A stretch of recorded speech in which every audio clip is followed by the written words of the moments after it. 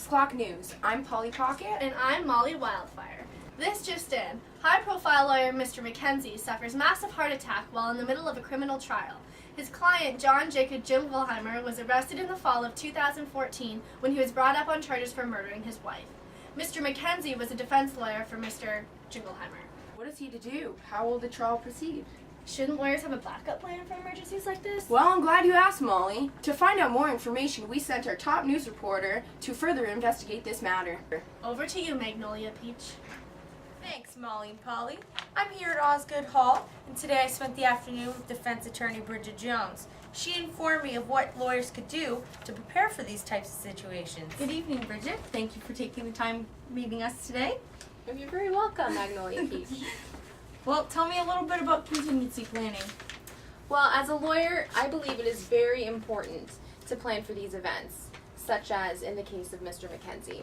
There's a such thing as contingency planning, which helps prevent these types of situations. And what exactly is a contingency plan?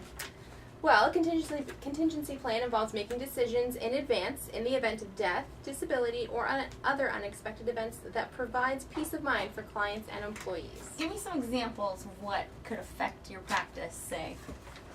Well, exactly like Mr. McKenzie, he suffered a major heart attack. Another example is if your office was destroyed by a fire or another natural disaster. All your computers were stolen. Again, if the lawyer suffered some sort of injury that prevented him from going to work or involved death. There's so many possibilities, which is why it is important to have a plan. The better prepared you are to respond to an event that disrupts your practice, the faster your firm will be back up and running. So when exactly should you come up with your contingency plan? Well, ideally, all lawyers should create their plan as soon as they begin their practice. That But doesn't happen, we know does that's it? not true. And what happens if you don't have a contingency plan? Bad news bears. It'll affect your clients, your employees, potentially any other lawyers you are involved with. If you don't have a plan, your clients will be left without their lawyer, and their money could potentially be stuck in trust. Whereas if the lawyer's prepared and they had a plan, they will have a replacement lawyer that'll take over the firm and have access to all the trust accounts, make sure everything continues to run smoothly. All right, well that's it for today. Back to you, Molly and Polly. Thanks, Magnolia, and a special thanks to Mrs. Jones. I'm sure that all the lawyers have learned a valuable lesson to make sure that they have a contingency plan set in their firm. Well, this concludes tonight's news. This is Molly, And this is Polly. signing off. Keep it classy and ethical, St. Catharines.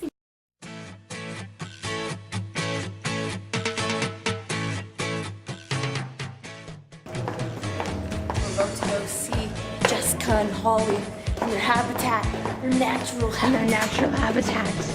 They're angry. His client, John Jacob Jingleheimer. Don't say John Jacob Jingleheimer was arrested. Jingle. John Jacob Jingleheimer Smith. His name is my name too. Jingleheimer. Okay. John Jacob Jingleheimer. Jingleheimer. You ready? Good evening. Oh. And then you can take your wine glasses and cheers each other. Whenever we go out, the people always shout, singing John Jacob Jingleheimer.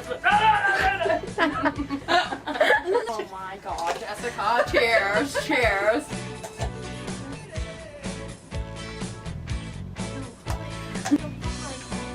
Pedro, get that fuck out of here! I can't. I'm gonna start laughing. Cameo. That was unethical. Keep it ethical. Keep it classy. 1, 2, 3. Keep it classy and ethical, St. Catharines.